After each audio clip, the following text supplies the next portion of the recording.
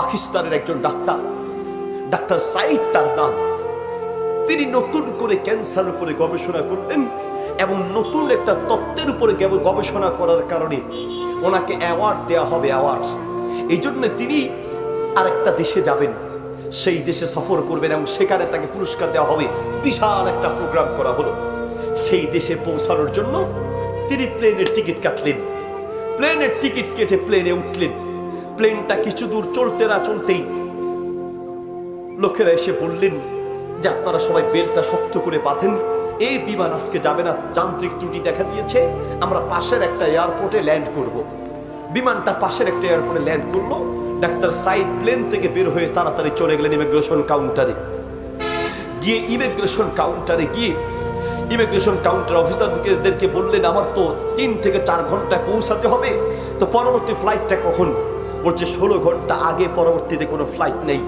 বলছে তাইলে একটা কাজ করি, কিভাবে আমি সেখানে পৌঁছাবো, একটু আমাকে কষ্ট করে পরামর্শ দেন। ইমিগ্রেশন কাউন্টার লোকেরা বললো ডাক্তার সাইদ সাহেব আপনি একটা কাজ করেন, আপনার ফ্লাইটের আশা করে লাভ নেই, তাড়াতাড়ি এয়ারপোর্ট থেকে বের হয়ে বাইরে গেলেই প্রাইভেট কার পাবেন, একটা প্রাইভেট কার ভাড়া করে যদি যান 3-4 ঘন্টা ইনশাল্লাহ আপনি পৌঁছে যাবেন। তাড়াতাড়ি একবারে ব্যাগ নিয়ে এয়ারপোর্ট থেকে খুব দ্রুত বের হয়ে একটা প্রাইভেট কার ঠিক করলেন।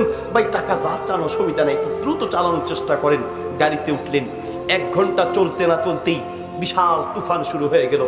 সেই তুফানের কবলে পড়ে ডাক্তার সাইদ ড্রাইভারকে বলল, আরে অ্যাওয়ার্ড পরে আগে জীবন বাঁচানোর চেষ্টা করি, আশেপাশে কোনো বাড়ি ঘর দেখলে সেখানে দাঁড়ায় যান। আশেপাশের বাড়ি ঘর খুঁজতে খুঁজতে একটা বাড়ি পেয়ে গেলেন। সেই বাড়িতে ঢুকলেন, বাড়ির দরজায় নক করলেন। একজন বৃদ্ধ মহিলা বের হলেন।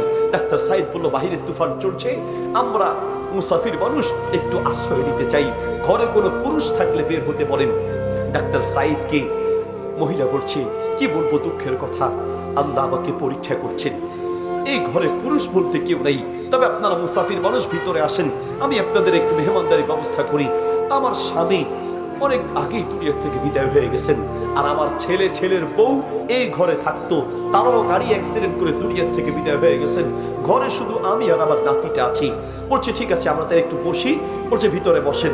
ডাক্তার সাইদ কে বসিয়ে দিয়ে মহিলা ভিতরে গিয়ে বলছেন কিছু নাস্তা এনে দিলেন। এরপরে বললেন আপনারা নাস্তা করেন, আমি নামাজ পড়ি নাই, নামাজটা পড়ে আসি। মহিলা ভিতরে নামাজ পড়তে গেলেন। নামাজ শেষের দিকে আসতে না আসতেই তার নাতি হাউমাউ করে চিৎকার করে কাঁদতে লাগলেন। ডাক্তার সাইদ মহিলাকে বলল, বুড়িমা আপনার নাতিটাকে নিয়ে আসেন, এইভাবে কাঁদছে চিৎকার করে, কোনো সমস্যা নাকি? ডাক্তার সাইদের সামনে নাতিটাকে মহিলা নিয়ে আসতেন। বুড়ি মহিলার হাতে নাতিটাকে দেখেই ডাক্তার সাইদ বললেন যে তোর পুরো চেহারা নীল হয়ে আছে, বোধহয় কোনো বড় রোগ আছে নাকি? বলছে হ্যাঁ বড় একটা রোগ আমার নাতির আছে, তো আপনি ডাক্তার দেখেন নাই, চিকিৎসা করেন নাই? মহিলা চোখের পানি ছেড়ে দিয়ে বলছে, কি বলেন মুসাফির ভাই, আপনাকে চিনি না, তবুও দুঃখের কথা বলি, আল্লাহ আমাকে পরীক্ষা করছেন। আমার স্বামী তো গেল, আমার ছেলে আর ছেলের বৌমাও চলে গেল, আমার এই নাতিটাকে দিয়ে আল্লাহ পরীক্ষা করছেন। আমার এই নাতির একটা বড় রোগ হয়েছে, আমি এলাকার সব বড় বড় ডাক্তার দেখিয়েছি, ডাক্তাররা বলেছে এই চিকিৎসা এখানে হবে না, পাকিস্তানে নিয়ে যেতে হবে, পাকিস্তানের ডাক্তার দেখাতে হবে।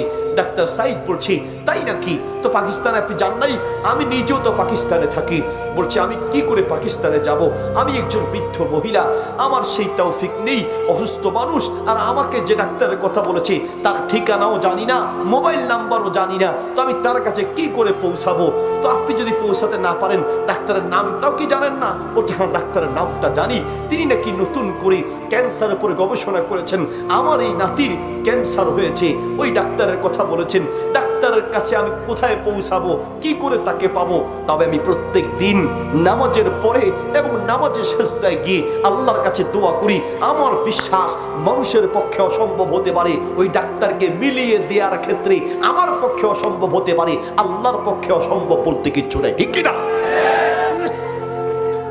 ডাক্তার সাইদ বললেন, বুড়িমা তাহলে পাকিস্তানের ক্যান্সার বিশেষজ্ঞ যদি হয় তাহলে আমি তো চিনবো, কারণ আমি নিজেও তো ক্যান্সার উপরে গবেষণা করেছি, ডাক্তারের নামটা বলেন। বুড়ি মহিলা বলছি সেই ডাক্তার নাকি নতুন করে ক্যান্সার উপরে গবেষণা করেছেন, তার নাম হচ্ছে ডাক্তার সাইদ, ওই ডাক্তারের কথাই সবাই বলেছেন, তার কাছে গেলে আবার নাতের চিকিৎসা হবে।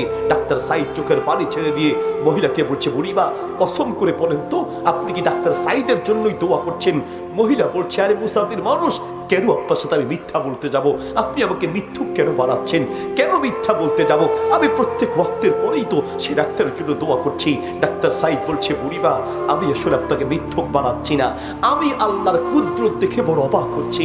আল্লাহ যে তার বান্দা বান্দির দোয়া এইভাবে কবুল করেন, এটা তো আমার ধারণা ছিল না। আসলে আমি এখন বুঝলাম কেন আমার বিমান নষ্ট হয়েছে। আমি এখন বুঝলাম কেন আমি বিমান থেকে নেমে প্রাইভেট কারে উঠেছি। আমি এখন বুঝলাম কেন প্রাইভেট কার চলতে চলতে তুফান শুরু হয়েছে।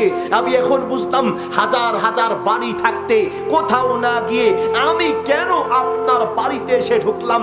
আমি এখন বুঝলাম আল্লাহ আপনার দোয়া এমন ভাবে কবুল করেছে। আপনি যে ডাক্তার সাইদকে খুঁজছেন, তার কাছে আপনাকে যেতে হয় নাই, ডাক্তার সাইদকে টেনে টেনে আল্লাহ আপনার বাড়িতে নিয়ে এসেছেন। আমি ডাক্তার সাইদ আপনার বাড়িতে উপস্থিত আছে। আল্লাহু আকবার।